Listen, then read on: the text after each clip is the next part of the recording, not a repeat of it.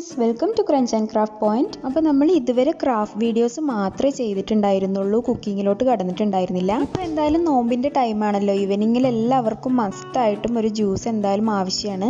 ഇനിയിപ്പോൾ നോമ്പ് അല്ലാത്തവർക്കും നല്ല ചൂടുള്ള ടൈമാണല്ലോ, എല്ലാവരും ജ്യൂസ് ട്രൈ ചെയ്യുന്ന ടൈമാണ്. അപ്പോൾ നമുക്ക് എന്തായാലും ഇന്നൊരു സ്പെഷ്യൽ ജ്യൂസ് ചെയ്യാം.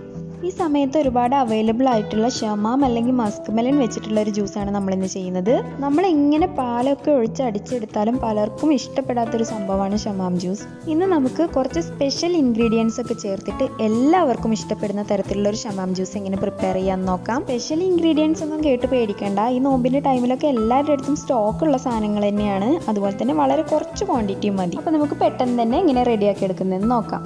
ആദ്യം വേണ്ടത് നമ്മുടെ മസ്ക് മെലൻ തന്നെയാണ്. ഒരു മീഡിയം സൈസ് ഷമാമിൻ്റെ പകുതി എടുത്ത് തൊലി കളഞ്ഞ് ചെറിയ കഷ്ണങ്ങളാക്കി വെച്ചിരിക്കുകയാണ്. ഒരു 4 ചെറിയ ഗ്ലാസ്സിലേക്കുള്ള ജ്യൂസിന് ആവശ്യമായ അളവുകളാണ് കേട്ടോ ഞാൻ പറയുന്നത്.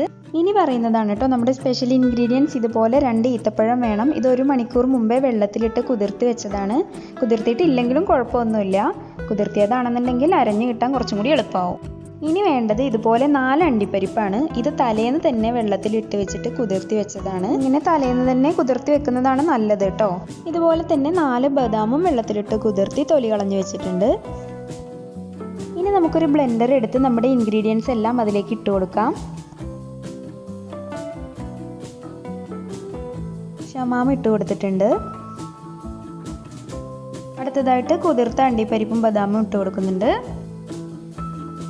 നമ്മുടെ ഈത്തപ്പഴം കുതിർത്തി വെച്ചത് കുരുവളഞ്ഞെടുത്തിട്ടുണ്ട്, അതും കൂടി ചേർത്ത് കൊടുക്കാം. നെക്സ്റ്റ് നമുക്ക് ചേർക്കേണ്ടത് പാലാണ് കേട്ടോ. 2 കപ്പ് പാല് ഞാൻ ആഡ് ചെയ്യുന്നുണ്ട്, അതായത് ഏകദേശം 1/2 ലിറ്റർ പാൽ ആഡ് ചെയ്യുന്നുണ്ട്. ഇത് തിളപ്പിച്ചതിന് ശേഷം നന്നായിട്ട് ഫ്രിഡ്ജിൽ വെച്ച് തണുപ്പിച്ചെടുത്ത പാലാണ്. നമ്മൾ ഐസ് ക്യൂബ്സ് ഇട്ട് കൊടുക്കുന്നതിനേക്കാൾ നല്ലത് ഇതുപോലെ പാല് തന്നെ തണുപ്പിച്ചെടുത്ത് യൂസ് ചെയ്യുന്നതാണ്. നെക്സ്റ്റ് നമുക്ക് പഞ്ചസാര ആഡ് ചെയ്ത് കൊടുക്കാം. 3 ടേബിൾ സ്പൂൺ പഞ്ചസാരയാണ് ഞാൻ യൂസ് ചെയ്തിരിക്കുന്നത്. ഈ ക്വാണ്ടിറ്റിക്ക് ഇത് കറക്റ്റാണ് കേട്ടോ മധുരം. ഇപ്പം നമ്മളെല്ലാം ആഡ് ചെയ്ത് കഴിഞ്ഞു. ഇനി ഞാനിതൊന്ന് അടിച്ചെടുത്തിട്ട് വരാം. അപ്പോൾ ഇതാ നമ്മുടെ ജ്യൂസ് ഇവിടെ റെഡി ആയിട്ടുണ്ട്. നമ്മുടെ അണ്ടിപ്പരിപ്പും ബദാമും എല്ലാം നന്നായിട്ട് അരഞ്ഞ് കിട്ടിയിട്ടുണ്ട്. ഞാനിത് സെർവ് ചെയ്യാനായിട്ടൊരു ഗ്ലാസ് ജാറിലേക്ക് ഒഴിച്ചു കൊടുക്കുന്നുണ്ടേ. ഷമാം ജ്യൂസ് നിങ്ങൾ എന്തായാലും ഇങ്ങനെ ഒന്ന് ട്രൈ ചെയ്ത് നോക്കണം കേട്ടോ. അത്ര ടേസ്റ്റിയാണ്, നല്ല റിച്ച് ഫീലാണ് ഈ ജ്യൂസിന്. സാധാരണ ഷമാം ജ്യൂസ് കഴിക്കാത്തവർ പോലും ഇങ്ങനെ ജ്യൂസ് അടിച്ച് കൊടുത്താൽ എന്തായാലും അത് കുടിക്കും.